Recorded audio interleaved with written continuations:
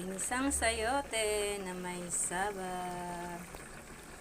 Ito yun guys, ang aking nilagay. Oh. Oops. Sarap yan. Okay, tama na natin. Tapos, buksan at haluin. May ganon.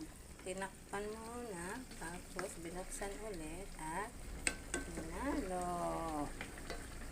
Yan.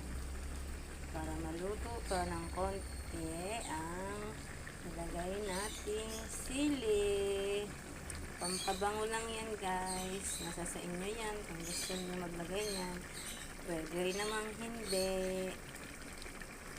Thanks for watching. Picture mo na.